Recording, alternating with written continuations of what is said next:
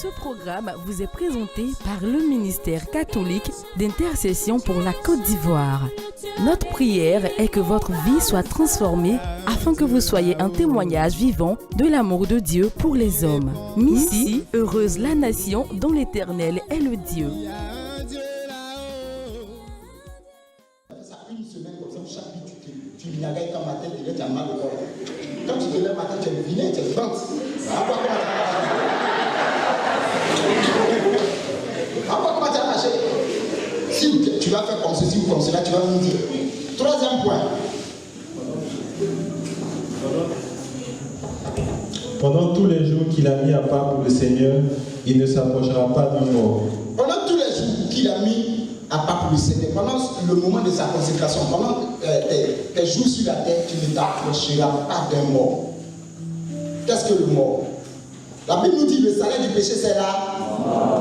En réalité, Dieu est en train de te dire à toi et il est en train de me dire à moi que quand tu seras consacré, évite le péché, éloigne-toi du péché. Tu ne t'approcheras même pas. Il y a des fois, tu dis, non, moi, il y a de me convertir. Toi, tu as quelle foi même pour aller? Surtout, non, mais des fois même, je nous regarde les chrétiens, puis des fois, je dis, Seigneur, prends pitié. Parce que vraiment, on est bizarre même. Tu vois que le gars là, il t'a blagué ce qu'il dit, rentrons ici là. Tu sais que si tu rentres là-bas, tu sors plus vivante. Mais tu t'en vas. Tu dis non, ce qui est sur moi et ce qui est résisté. Tu as résisté à quoi non?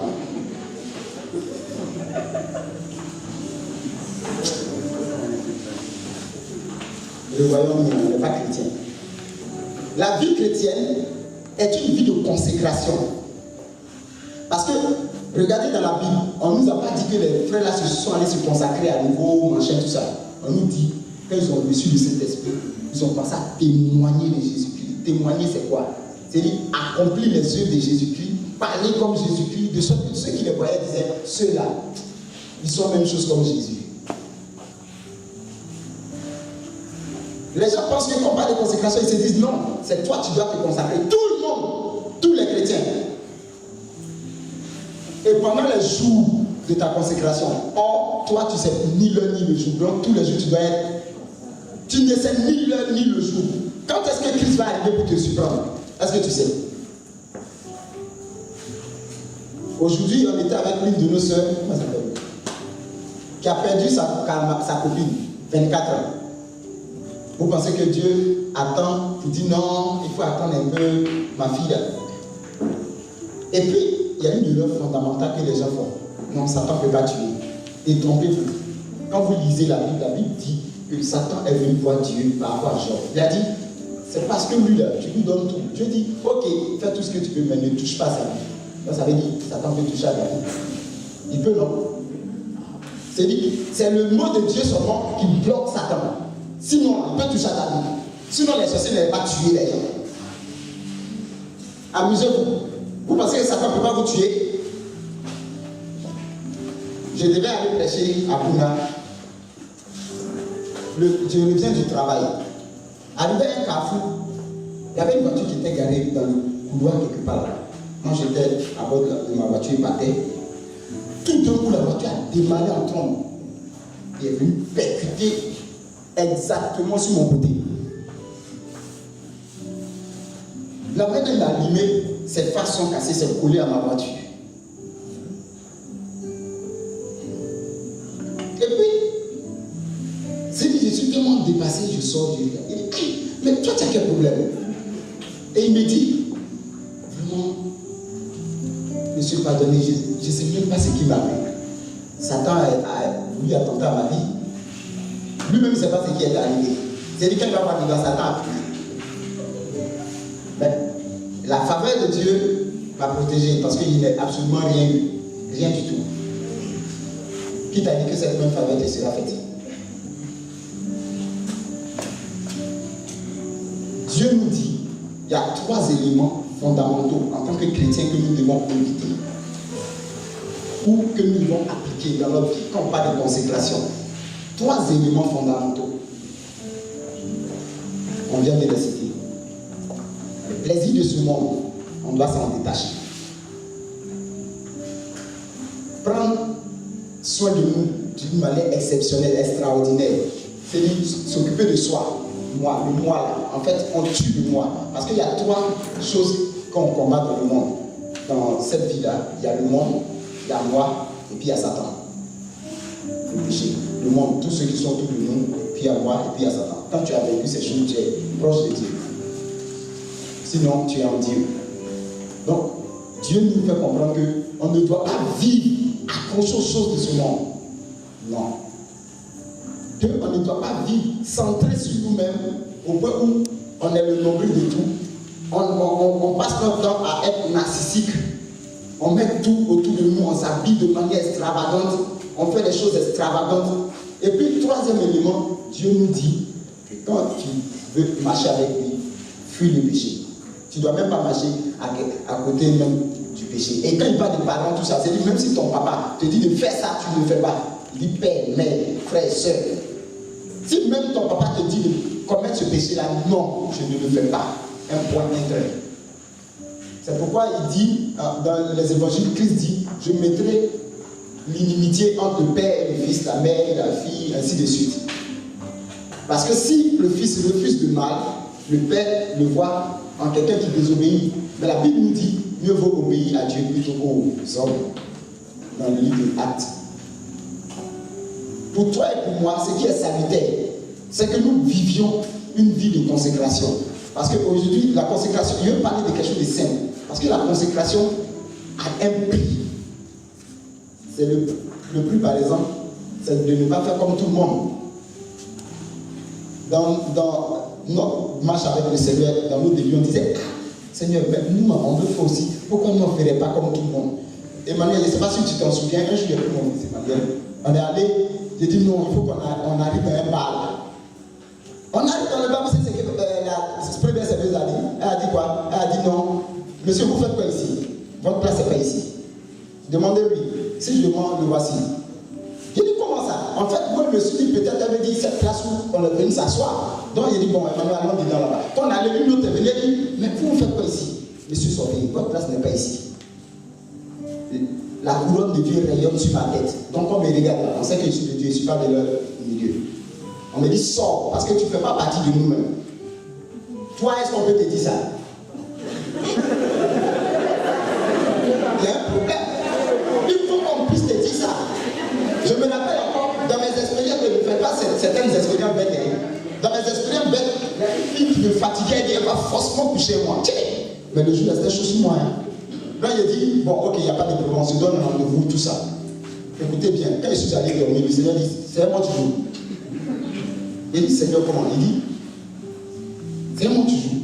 Ferme tes yeux. Je ferme mes yeux. Je vois la fille qui est malade, elle est couchée à côté d'un feu. Il me décrit tout l'environnement qui était là, elle était couchée, il y avait telle chose à côté, il y avait une petite soeur comme ceci. Je ne suis jamais arrivé chez eux. Le lendemain matin, je me lève, j'appelle la fille. Il dit, tu es malade? Elle dit, oui, je ne me sens pas bien. Elle dit, tu es couché dans tel endroit de votre maison. Elle dit, comment tu sais ça? Il dit, il y a une petite soeur qui vient d'arriver avec un gobelet d'eau, tout ça. Elle a eu peur. Et puis elle lui a dit, si tu es maligne, reste là-bas parce que mon Dieu m'a dit, s'il vient vers toi, il te tue. Est-ce que vous comprenez ce que ça veut dire? La consécration. La fille, jusqu'à aujourd'hui, elle l'a coupé. Parce que si elle s'amuse, elle meurt. Quand tu es consacré à Dieu, Dieu, il y a des choses qu'il ne peut pas permettre sur toi. Il y a une autre jeune fille, parce qu'il est consacré à ma vie de sainteté familiale. Je suis allé à Yopougon, Maroc. Le soir, avec mon frère ensemble, on allait manger un petit poulet, prendre une petite bière.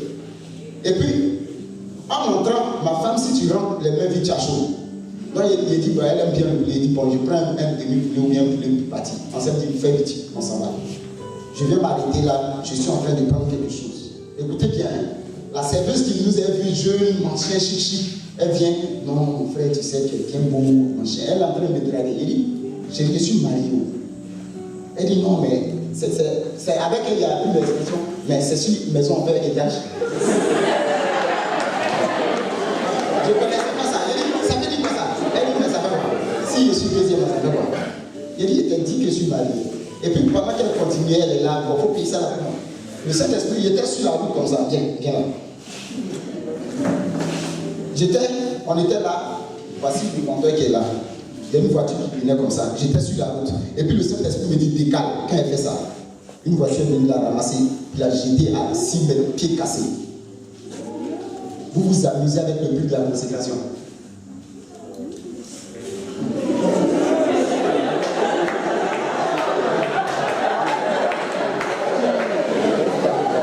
Est-ce que vous avez compris?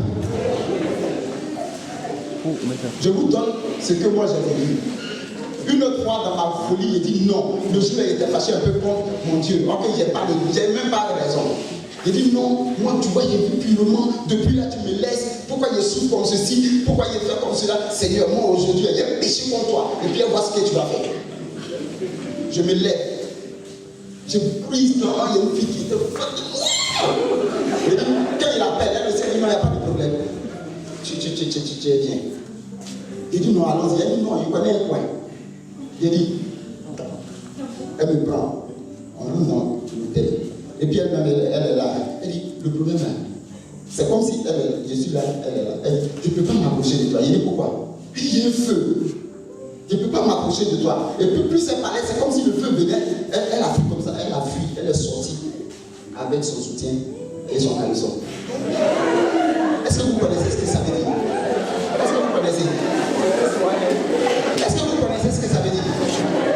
Dieu est capable de tuer. La Bible dit dans le livre d'Ésaïe au chapitre 43, moi Dieu, je donne des peuples en échange de toi. Il dit, parce que tu vaux cher à mes yeux et que je t'aime, je donne des peuples en échange de toi. Ça, c'est la faveur de la consécration. Mais le prix de la consécration, c'est les jeûnes, c'est les prières, c'est les mortifications, c'est l'oubli de soi-même, c'est vider ses poches pour le Seigneur. Mais il y a les joies derrière. Ça, ce sont les joies. Ou bien, Dieu forcément péché, Dieu dit non. Ça, c'est bien. Au moins, il me protège. Mais le prix, les jeûnes où tu ne peux pas arrêter. J'étais en train de jeûner avec l'un de mes fils, il vient et dit, moi-même, là, j'ai jeûné toute l'année. Quand tu me disais le jeûne, c'est bon. Parce qu'il va faire que le goût du jeûne, même, là, c'est tout dans ta bouche même. Les prières. Quand il me lève, il n'arrive pas à prier. Déjà à 3h, 4h du matin, mon âme chante le Seigneur. Et mon âme commence à prier seul. C'est ce qu'il faut que ça t'arrive. Il faut que ça t'arrive. C'est même si tu veux avoir des rapports intimes avec ta femme, ton âme se lève et puis ton âme commence à chanter le Seigneur en même temps. Pendant que tu as des rapports intimes avec ta femme. Parce que tout est sanctifié par le Seigneur. Parce que tu es saint. Il a dit il faut que tu sois saint. Tu es saint. Donc tout ce que tu fais est marqué par la sanctification de Dieu. Tu ne peux plus faire les choses comme tout le monde fait. Tu dis non. J'entends des chrétiens qui disent eh, j'ai ma vieille. C'est parce que je suis devenu chrétien. Sinon, si c'était dans mon avant là, tu n'es pas encore converti. Parce que si tu étais converti, tu n'allais même pas dire ça. Paul dit les choses qu'on faisait, nous avons en même temps parlé.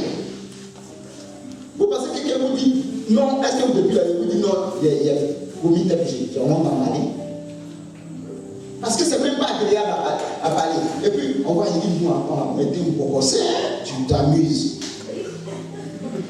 C'est comme si tu trouves la joie dans moi, j'ai honte d'en parler. Au contraire, mais quand tu veux parler de ces choses, tu pleures. Parce que tu te rends compte de combien de fois tu as été loin de Dieu et que tu n'as pas fait attention. Il faut que vous payiez le prix. Tout le monde dort jusqu'à 6h. Toi, lève-toi. C'est une obligation chrétienne. Vous dites non, les musulmans se lèvent à 4h30. 4h du matin, c'est faux. Ni 4h30, ni 4h du matin, c'est 5h30. Parce que moi, il me lève le plus souvent à 3h, 4h. Quand je prie, il me met sur la dalle. Quand je prie, j'entends à l'heure à laquelle il commence à prier. Je regarde mon monde, c'est 5h30. Mais toi, Dieu dit de te réveiller comme le musulman avant nous. C'est une obligation. Tu es chrétien, tu dois jusqu'au soleil de tout. La Bible nous dit que tu dois te lever avant le lever du soleil pour ramasser la manne. De peur que le soleil ne brûle la manne. La manne, la Bible nous dit que c'est la nourriture qui est descendue du ciel, n'est-ce pas? Une nourriture qui descend du ciel. Dieu dit non, si le soleil s'élève, ça va brûler. Tu as déjà vu une nourriture, le soleil simplement sort et ça brûle. Hein? Mais il ne parle pas de nourriture. Il parle de nourriture de l'âme. Quand tu te lèves, tu prends toutes les faveurs de Dieu. Tu commandes. Tu ne dois plus dormir, ma chère. Tu ne dois plus dormir qu'à 7 heures. Pourquoi? Est-ce que c'est normal? Alors que dans la famille, ça ne va pas, mais toi, tu dors. Et puis maintenant, après, tu dis, hé, homme de Dieu, il faut prier pour moi, il vient pour toi.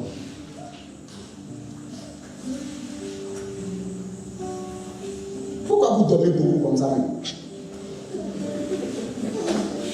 Vous ne savez pas qu'il y a un prix à payer pour être heureux? Pour pouvoir occuper de hauts postes, tu es obligé d'étudier, non? Mais c'est normal, pour occuper de hauts postes dans la vie spirituelle, il faut payer le prix, il faut étudier avec le Seigneur. Tu veux manifester l'onction, mais c'est normal, il faut payer le prix du jeûne, de la prière, de la mortification. Je ne sais pas. Un jour, alors que j'avais une situation difficile dans ma vie, j'ai dit au Seigneur, pourquoi ça ne va pas chez moi? Et j'ai fait ce vœu au Seigneur, si tu ne me parles pas, aujourd'hui là, je ne descends pas. Et quand c'est comme ça, je me mets comme un verre de terre, je me mets nu, je me suis mis à genoux sur ma dalle. Il dit, Philippe, il va pleuvoir. Il dit, Seigneur, si tu veux, il faut faire tomber ton œil, sinon il ne descend pas. Il faut me dire pourquoi ça ne va pas chez moi. Il dit, Philippe, j'ai prévenu qu'il va pleuvoir. Il dit, Seigneur, n'est qu'à pleuvoir. Entre le ciel était clair, un coup comme ça, le ciel s'est assombri. Pluie. Mais je suis à genoux, mes mains sont tendues. Il dit, Seigneur, ton serviteur t'écoute, il faut parler. Si je me suis éloigné de toi, dis-moi, je vais me repentir, Seigneur, je t'en prie. Ne me laisse pas mourir. Je me suis mis à genoux. J'ai prié. À un moment, il a dit, tu as touché mon cœur. Parce que même malgré la pluie, tu n'as pas bougé. Il dit, voici ce qui ne va pas. Et puis il a commencé. Elle a fini. Merci Seigneur. Et il pleuvait toujours, je descends. Ma femme qui me cherchait, elle dit, mais où est votre papa? On dit non, il est en train de prier. Quand elle sort, je marche et puis il n'y a pas plus sur moi. Parce que j'ai payé le prix. J'ai accepté d'être mouillé d'abord, mais je croyais que c'était une pluie qui me mouillait, mais en réalité c'était une faveur divine qui descendait sur ma vie. Donc elle-même, elle regarde, ma femme a eu peur, elle me regarde comme ça. Je rentre dans la maison, il n'y a pas de pluie, et puis je rentre. Et puis elle dit, mais tu n'es pas mouillé. Et c'est là que je me rends compte en réalité qu'il pleut. Il pleut. Puis je suis rentré à la maison. Je suis parti. Si vous n'acceptez pas de payer le prix, Dieu ne fera rien pour vous. Dieu est tellement fidèle, il est tellement juste, il est tellement bon que le petit effort que chacun de vous fait, Dieu multiplie à l'infini. Où sont tes 5 pains et tes 2 poissons? Où sont tes 5 pains et 2 poissons? C'est le petit effort. 5000 hommes, si vous voulez assimiler cela à une multitude de difficultés dans vos vies. Mais il dit, donne-moi 5 pains et 2 poissons. Et ça ne rappelle rien aux gens. C'est les 7 jours de la semaine. Et il met à part samedi, dimanche, où ce sont des jours consacrés, mis à part. Ce sont les efforts de travail, les 5 jours. Les 2 autres jours, ce sont des faveurs. Il témoigne qu'il est avec toi. Mais tu ne fais même pas cet effort toi-même dans ta vie. Comment il va résoudre un seul de tes problèmes? Donne tes 5 pains et tes 2 poissons. Où sont tes 5 pains et tes 2 poissons?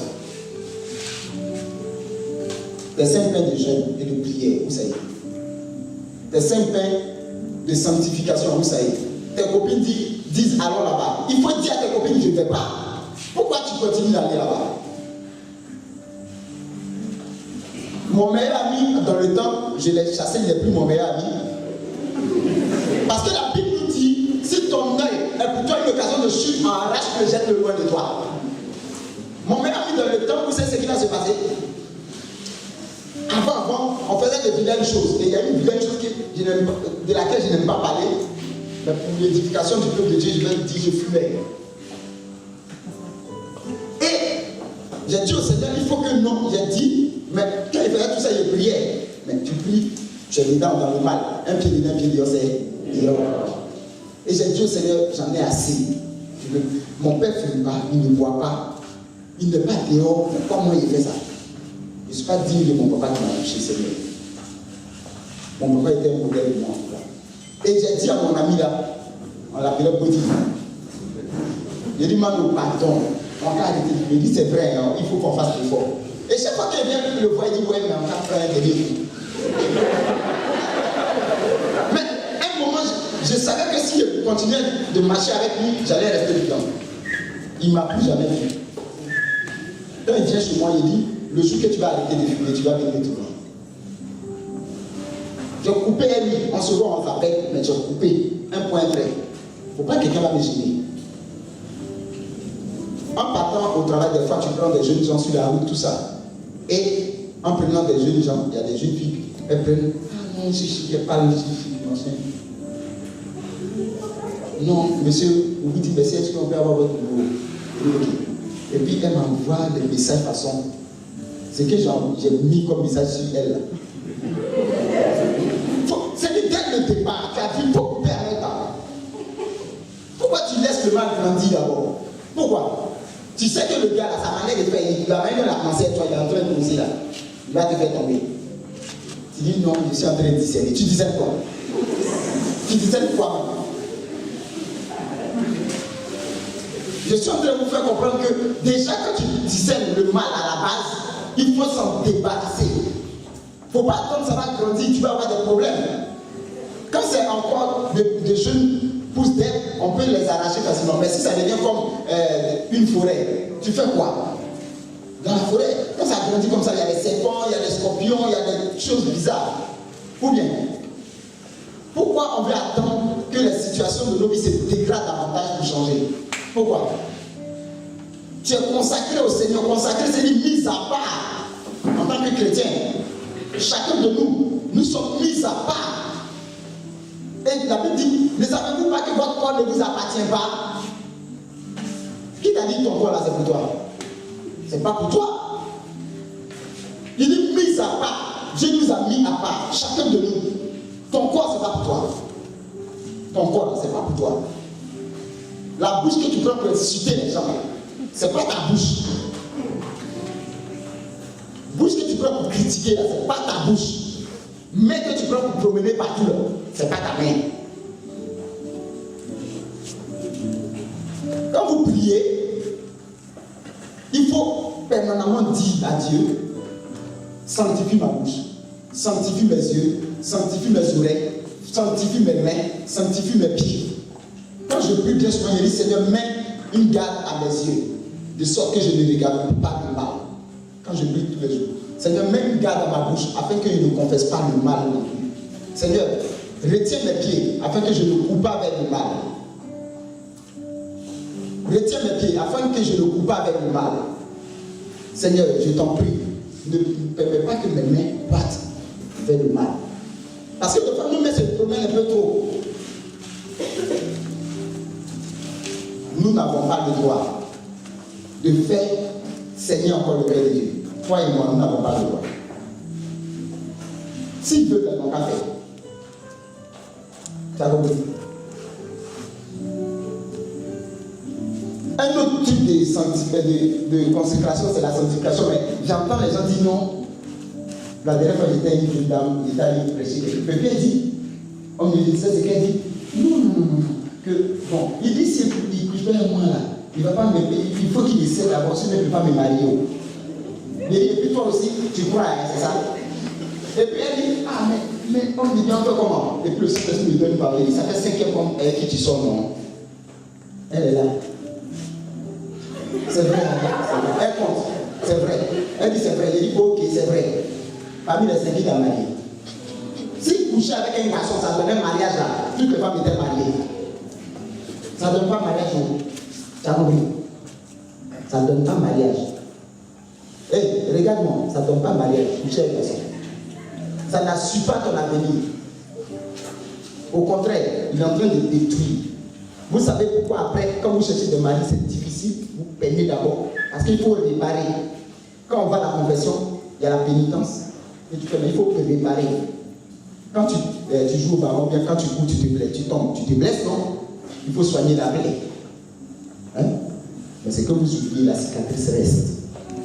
Et c'est cette cicatrice, même si Dieu t'a pardonné ton péché, tu vas passer par le purgatoire, passer devant Dieu en enfer cicatrice.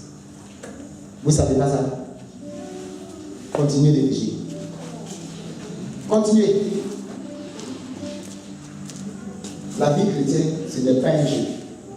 Ou bien tu acceptes de suivre Dieu, ou bien tu acceptes de suivre le mal. Ce n'est pas demi-mesure. Tu n'as pas le choix.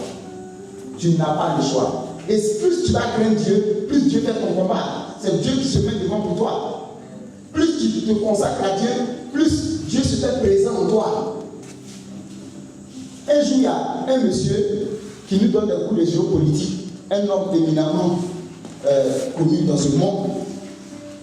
Il s'appelle Jean-Paul Bougala. C'est un grand politicien, un grand géopoliticien. Il enseigne à l'université suisse. Il était le président de l'université suisse. On fait des cours en ligne. Et puis, il s'est permis de dire non, de parler mal de moi, mon Dieu. Il dit non, pourquoi les Africains ne donnent pas avec Dieu, tout ça, que les Blancs envoient des choses. J'ai écrit, et dit, messieurs, vraiment j'aime beaucoup. Vous ouvrez votre intelligence sur beaucoup de choses.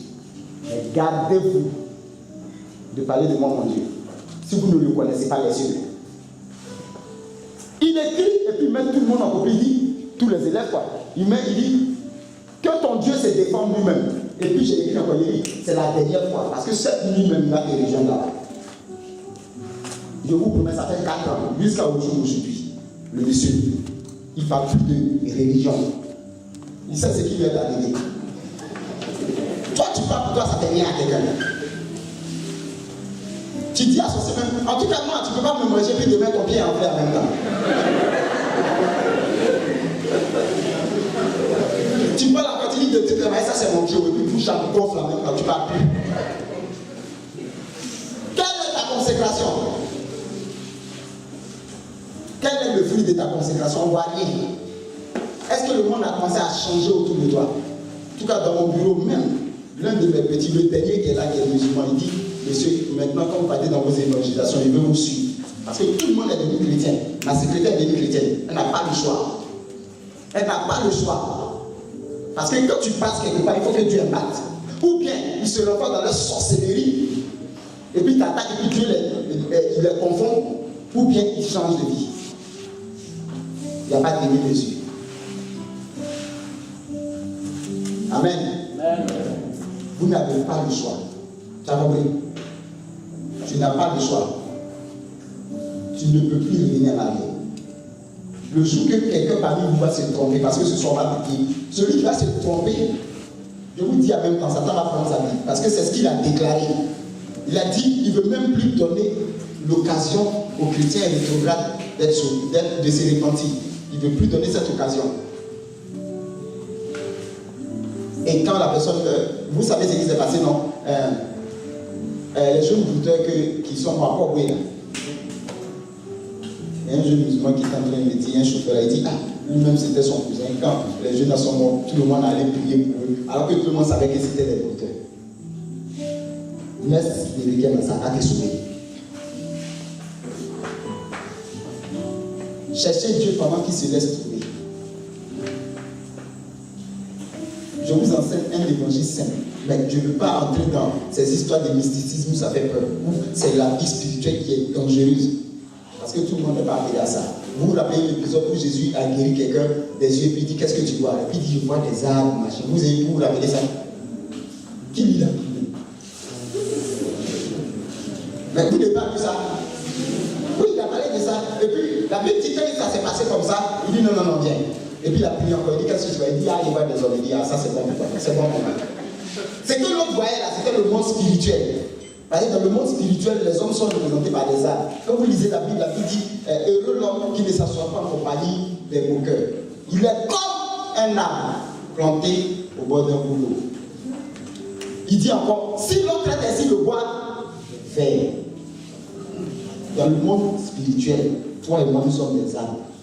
Pourquoi? Parce que l'arbre a des vertus thérapeutiques. L'arbre donne la paix, l'arbre communique la vie, ainsi de suite. Soyons chrétiens. Pour moi, consécration veut dire chrétien. Soyons chrétiens. Il ne s'agit pas d'aller à l'église, chauffer les chaises de l'église, comme le disait mon papa quand vous étiez là. Tu t'assois, tu chauffes les chaises de l'église, et puis tu t'en vas à la maison. Il ne s'agit pas de ça. Il s'agit d'impacter réellement la vie des gens. Il s'agit de changer la vie des gens. Il s'agit de toi-même sentir que quand tu marches, Dieu est avec toi.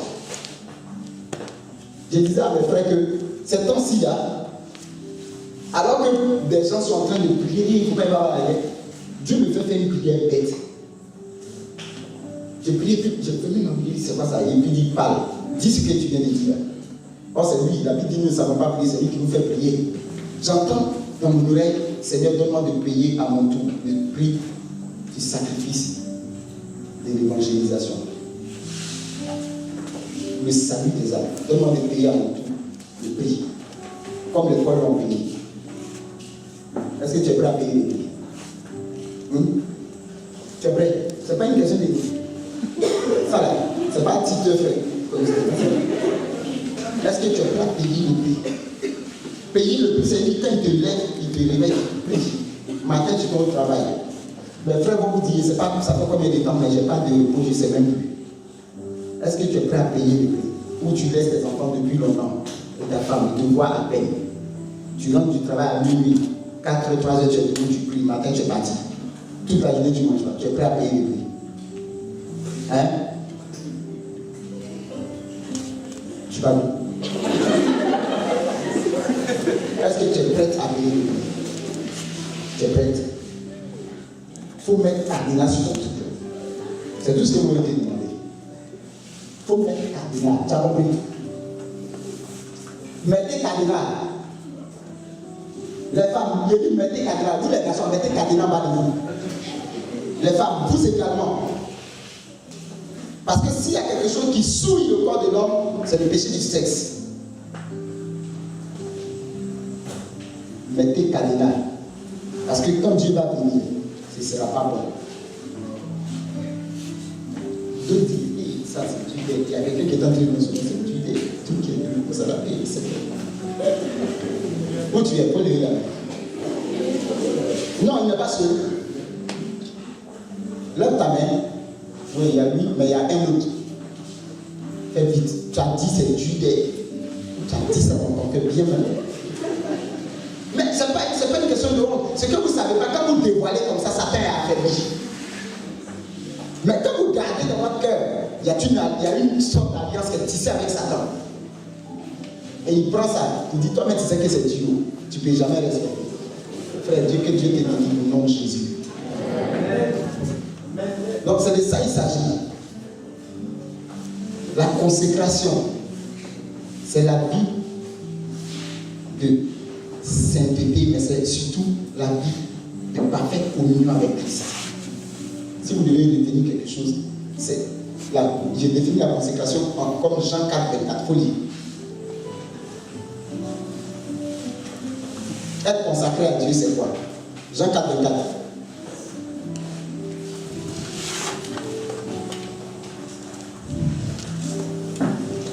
Dieu est esprit, et il faut que ceux qui l'adorent en esprit et en vérité. Ouais, mais il y a un autre verset.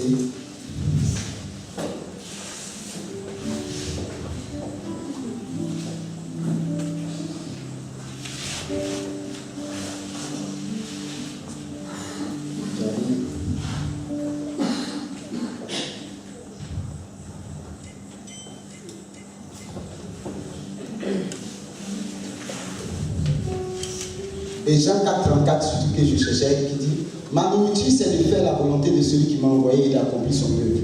La consécration, c'est de faire la volonté de Dieu et d'accomplir son œuvre. C'est tout.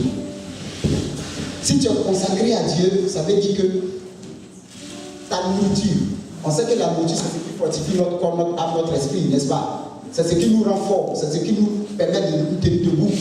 Donc ta nourriture, notre nourriture, ça doit être, quand tu dis que tu es consacré à Dieu, ça doit être de faire la volonté de Dieu. Non seulement tu fais la volonté de Dieu, la volonté de Dieu c'est discerner ce qui est bon, parfait et agréable, n'est-ce pas? Mais pas bon, agréable et parfait. Mais au-delà de cela, la nourriture, c'est d'accomplir son œuvre. Accomplir son œuvre, c'est évangéliser, c'est gagner des âmes, c'est avertir ceux-là qui pêchent, qui s'éloignent de Dieu. C'est demander aux gens de revenir à Dieu. Et toi-même, c'est de surveiller ta vie. Parce que quand tu annonces l'évangile, il faut surveiller ta vie. Ce n'est pas toujours facile. Ce n'est vraiment toujours pas facile. Et comme je l'ai dit, quand on a lu le texte, il a dit que quand celui-là pêche, il tombe, il amène des des animaux devant le prêtre, n'est-ce pas? Pour que celui-là fasse le sacrifice d'expiation. Quand tu tombes, va à la confession. Quand tu tombes, lève-toi, va à la confession. Il y a des gens qui ne savent pas confesser, ça fait très très très longtemps. Lève bien main là. Lève bien. Il n'y a pas honte dedans. C'est une délivrance que Dieu peut faire. Et comment tu descends? Ce que vous ne savez pas, si tu ne te confesses pas, à un moment le péché te dit rien. Vous savez pourquoi? Parce que Satan fait que finalement tu dis, mais ça fait quoi ça là? Ça fait quoi? Bon, ça c'est pas un péché. Moi j'entends des chrétiens. Il y a une jeune fille, l'une de mes collaboratrices qui travaille avec moi, elle me dit, je lui ai dit, ah, comment tu vis, tout ça, ça va bien? Elle dit oui, elle dit la foi, elle dit oui, ça va bien.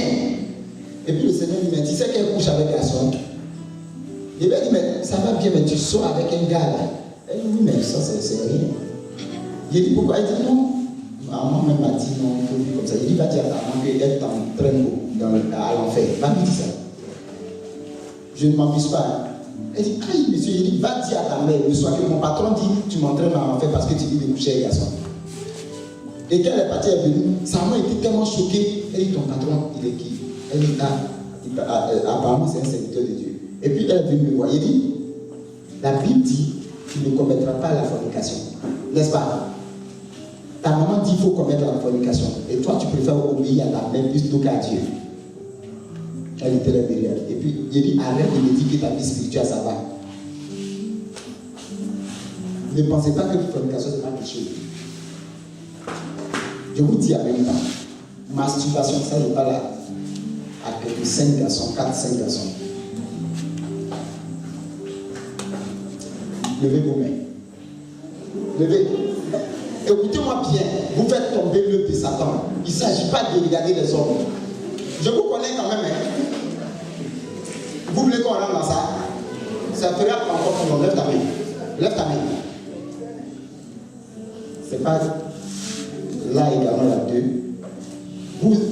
Il s'agit d'une délivrance que Dieu veut faire. Comprenez? Si Dieu le fait, c'est parce qu'il vous aime. Sinon, pourquoi il va le faire? Pourquoi?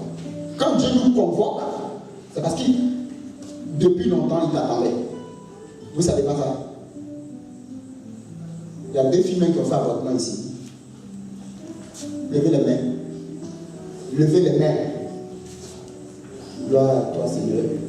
C'est réel. Parce que comme Dieu est en train de dire ça, vous voyez, je souhaite que vous notiez ces choses-là. Ce sont des prophéties que je donne. Quand Dieu est en train de faire ça, ça veut dire que Dieu veut changer ton identité. Longtemps, tu t'es débattu contre le péché. Mais maintenant, il veut te délivrer. Longtemps, tu t'es débattu. Tu as trop résisté longtemps. Il y a quelqu'un, excusez-moi, mais le Seigneur me dit, excusez-moi, c'est pas, tu mens super bien. C'est-à-dire, quand tu mens, c'est tellement réel que c'est la vérité pratiquement pour les gens. Ne riez pas. Vous-même, vous connaissez vos vies. Tu peux lever ta main. Tu sais que tu mens. Et c'est important. Tu peux lever ta main. Moi, je veux, la Bible dit qu'il faut dévoiler les œuvres de Satan. C'est ce qui est important. Parce qu'en disant ça, je veux que Satan tombe. Moi, pour moi, la Bible dit, je voyais Satan tomber du ciel comme un éclair. Voici, je vous ai donné le pouvoir. D'abord, il dit, Satan est tombé, et puis il dit, nous avons donné le pouvoir. C'est-à-dire, Satan n'est rien du tout. C'est quelqu'un qui ment. Lève ta main. Tu mens régulièrement même. Et toi-même, ça te gêne. Ça te gêne sérieusement. J'ai besoin de prier pour toi. Hein. Sinon, il ne va pas donner la parole. Faites vite. Tu lèves simplement la main et puis on avance. Ne te dis pas que, ah, mais s'il lève la main là, à côté de moi maintenant, on dit, moi, je suis un menteur. Mais celui qui dit ça, lui-même là, il t'a jugé et c'est un pécheur. Il t'a jugé. Mais il s'agit de cas de délivrance. Excusez-moi, il y a 3 personnes ici. Vous êtes maîtresse de quelqu'un, d'homme. C'est parce que aujourd'hui, je prépare le terrain, on ne peut pas, Daniel, mais je prépare le terrain. Sinon, on a commencé un one-man show ici tout de suite. Dieu allait vous faire quelque chose. Hein. Et dit, il y a 3 maîtresses. Levez les mains. Levez. Levez. Une. Levez les mains. Si on commence à faire, on demande au Saint-Esprit qui commence à vous mélanger, c'est pas bon. Ça fait encore plus honte. Après, on se voit. Hein?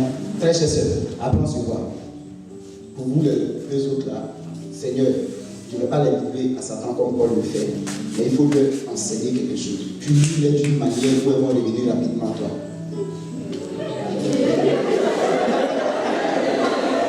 Vous pensez que je m'amuse? Il va le faire. Il va le faire. Parce que l'objectif pour moi, c'est que vous soyez sauvés. L'objectif, c'est que vous soyez sauvés. Mon objectif, ce n'est pas de vous blesser. Parce que quand on est en train de faire, on va prier pour vous. Vous ne pouvez pas lever la main. Pour qu'on prie pour vous. Tu vas cacher ça, tu vas ressortir de la retraite. Tu as dit non, je suis là à la retraite, rien n'a changé.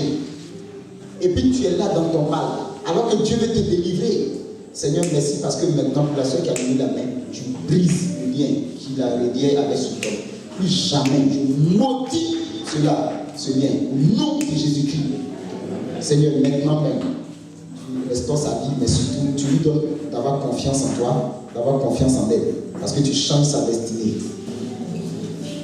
Au nom de Jésus.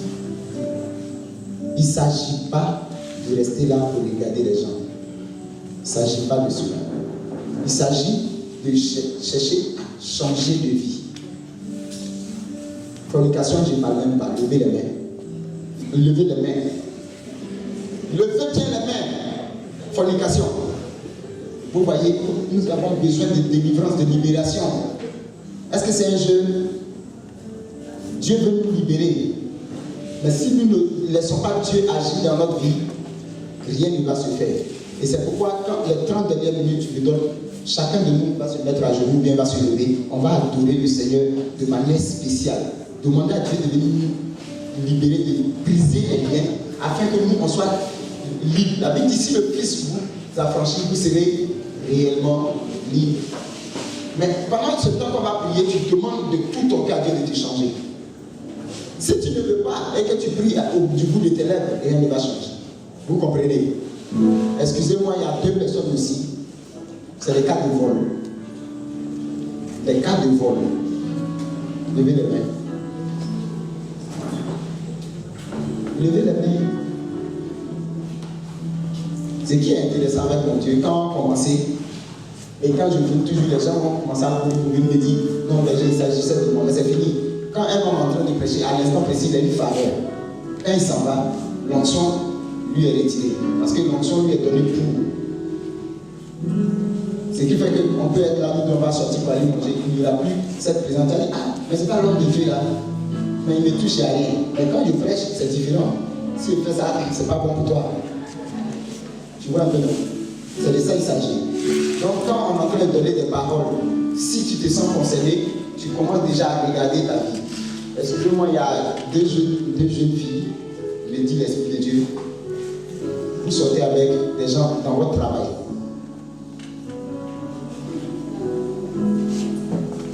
Je veux juste les mains. Tout le monde regarde devant. Je veux juste que vous levez les mains. C'est important. C'est important. Il y a une qui sort avec son patron direct. Levez la main. N'ayez jamais honte de ces choses. Parce que quand vous le faites, quand vous levez vos mains, Dieu libère. C'est vraiment important pour vous-même. Amen. Qui a compris quelque chose par rapport à la consécration? Si on te demandait qu'est-ce que la consécration, qu'est-ce que tu dirais? Se consacrer à Dieu, c'est abandonner sa vie mauvaise et changer de vie. C'est ça. D'accord. Et toi? Je dirais que se consacrer à Dieu, c'est abandonner tout ce qui a trait à la vie terrestre. Amen. Ça me plaît. Et toi? C'est laisser l'Esprit Saint prendre dessus sur la chair. Alléluia. Se consacrer à Dieu, c'est de faire de la volonté de Dieu notre volonté première. C'est oublier notre personne et laisser Dieu prendre la place totale dans notre vie. C'est pourquoi Paul dit, si je vis, ce n'est plus moi qui vis, c'est Christ qui vit en moi. Quand tu te consacres à Dieu, tu laisses toute la plénitude à Dieu.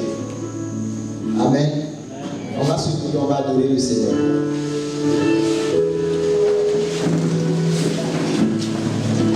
Je souhaite que vous preniez les chants. Je souhaite que vous preniez les chants. Vous changez. Vous voyez ma adoration. Mon moment chante mon cœur, oh Dieu. Tu connais, non? On se lève. Ceux qui veulent se mettre à genoux, oui, mais sinon on ne s'assoit pas. Quelqu'un vous connaissez? Vous connaissez ou bien il chante moi-même? On ferme les yeux et on parle à Dieu.